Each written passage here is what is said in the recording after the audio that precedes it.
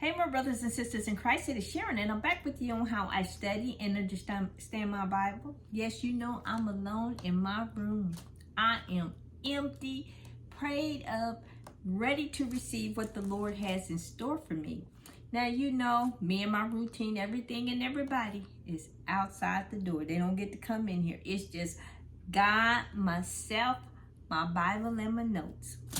Well, let's go ahead and be about God's business. And I'm coming to you out of Genesis 27, verses 1 through 46. And as always, I start with my observations. And this chapter is covering the stolen blessings. And what I see here, Isaac is growing old. His eyesight is bad. He asked Esau to go get him some food. Go hunt and get him some food and cook it. Then there's the promise, you know, that he was the promise to bless Esau. And then I see the deception of Rebecca and Jacob, the plot, you know, that they have. And I also see, the anger, which is understandable, of Esau towards Jacob. He literally hated him. But go ahead and get about God's business here, verses 1 through 4. Isaac's deathbed request of Esau. Now, Isaac thought that he was about at death's door. So he's asking him to go and kill some deer or some venison or some game, and make this savory soup that he makes for Isaac. So he was asking Esau this, and Esau, of course, said, "Yes, Father, I'll go out, I'll kill the deer, the game, and then I'll fix the soup." And you know, Isaac favored Esau over Jacob, and so he was more about his son, the manly man, going out there and getting some game for him and fixing a savory dish for him. You know, that was the son that he was proud of. And so, that's what Esau did. He went out to go and get some game for him. And then we see verses 5 through 10, Rebecca advises Jacob to deceive his father. And here Rebecca overheard Isaac talking to Esau and telling him that, you know, to go out there and get the game and come back and prepare a savory dish for him. And you know that he said that my soul may bless you before I die. So that thing went off in her head, because God told her in Genesis 25:23 that the older shall serve the younger. And, you know, Rebecca figured she needed to help God. She got into God's business. Instead of being about God's business, she got into God's business. So that's where her plot came. She brought Jacob and was telling him about his father's planning to bless Esau. And so she came up with the scheme that she would make the savory dish for his father, and that he would present it to him as Esau. And so Jacob questioned her in verses 14 here. Not 14, but 11, because I'm moving on here to verses 11 through 17, where the preparations are made for Jacob's deceptive attempt to steal the blessing. And Jacob said to Rebekah, his mother, "Look, Esau is my brother, hairy man, and I am a smooth-skinned man. Perhaps my father will feel me, and I shall seem to be a deceiver to him." Go figure. "And I shall bring a curse on myself and not a blessing." So Jacob was more concerned with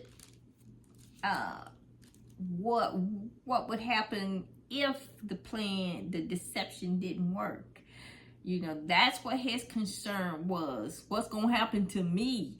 You know, and as you see in Jacob's life, it's always about him. You know, he's got to be on top, got to gain stuff.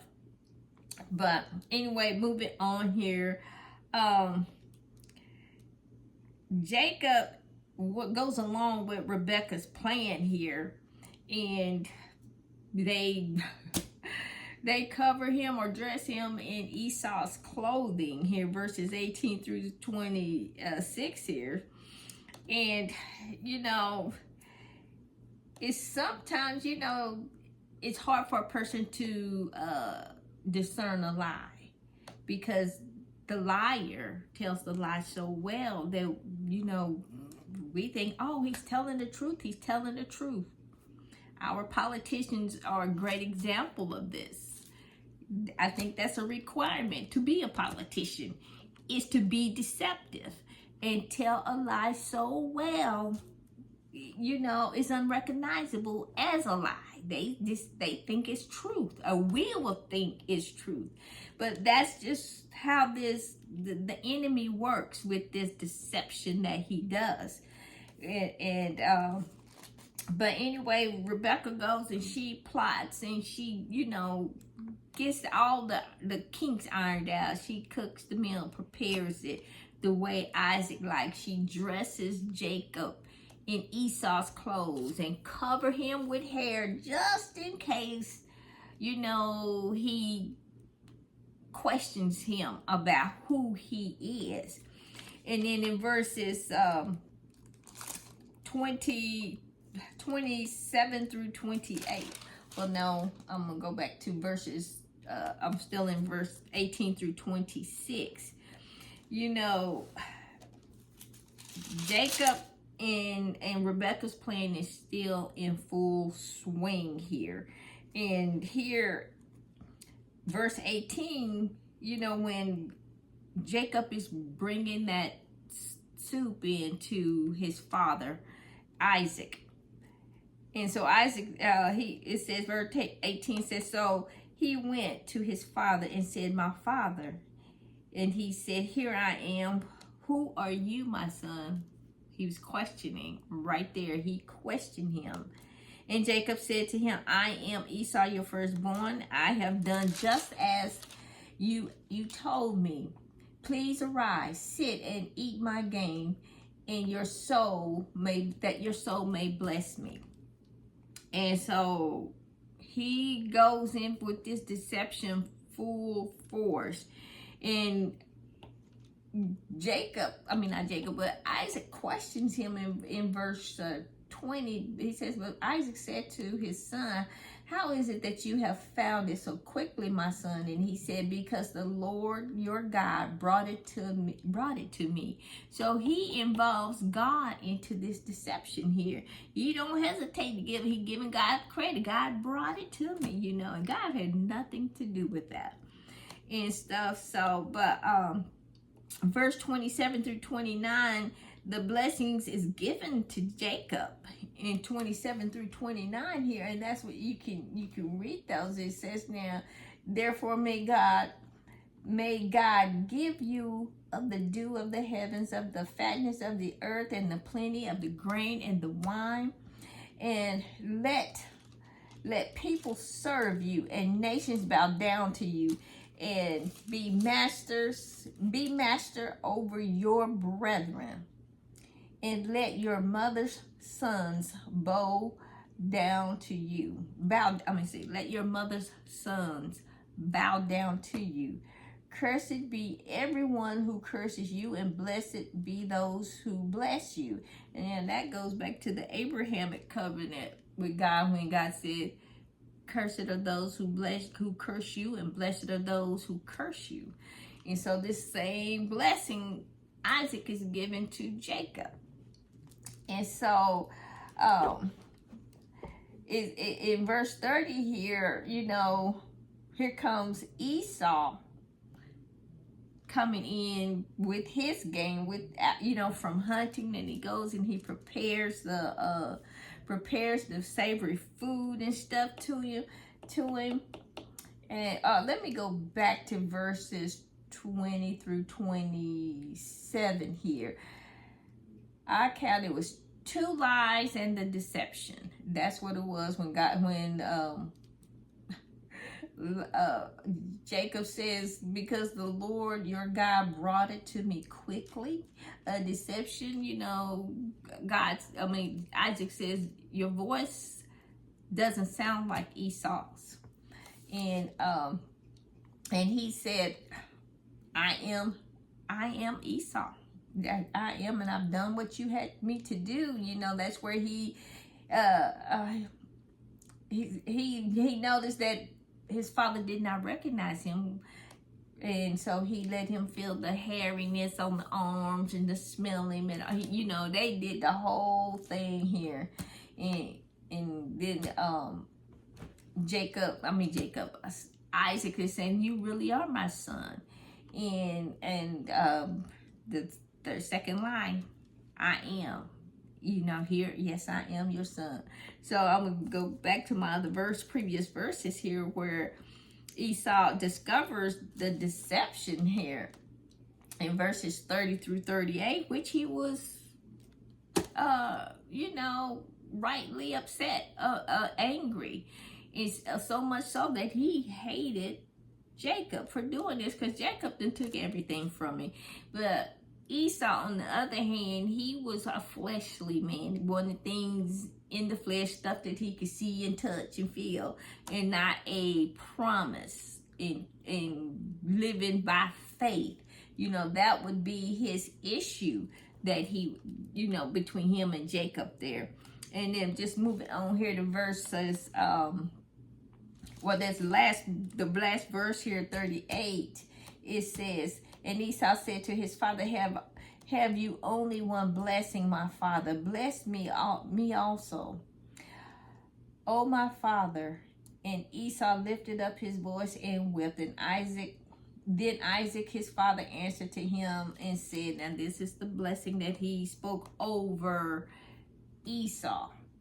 And because he could not revoke the blessing that he spoke over Jacob. Once that blessing is spoken, it is irrevocable. When God speaks a blessing over us, it's irrevocable, no matter who tries to steal it or take it. But anyway, his blessing says, behold, your dwelling shall be in the fatness of the earth, and the dew of the heaven from above. And by your sword you shall live, and you shall serve your brother. And it shall come to pass when you become restless. So Esau and his family became like nomads. They just kind of roam around from place to place. And verses 41 through 46, that's where we see Esau hated Jacob. He was highly upset with Jacob. And his last words, he says, after my father dies, I will kill my brother Jacob. He was done with him, And in verse 42 here, he says, surely your brother Esau comforts himself concerning concerning you by intending to kill you. So, this is Rebecca talking to Jacob, and she's trying to get him away from there, telling him to go live with her brother Laban in Haran there. And she didn't want to lose both of her sons. She was, trying to keep peace between the two, even though she was all part of that deception as well. And she was thinking that, hey, Jacob could go to Haran and be there a couple days, couple of weeks, but he ends up staying there 20 years. And then Esau's, he just uses Rebecca's dislikes for his wife to gain Isaac permission to go for Jacob. So Esau had already married some Canaanite women against their will. And so Rebecca, she was wanting a good excuse to get Isaac's permission for Jacob to go live with her brother in Haran, Laban, so that he could get a wife from that land and not out of the land of the Moabites. And so Isaac gives his permission for Jacob to go to Haran, and that's where he stays for the 20 years.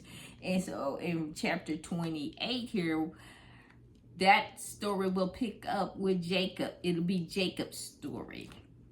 Well, this will end my Bible study for Genesis 27. As always, it's been a blessing to get to share God's word with you.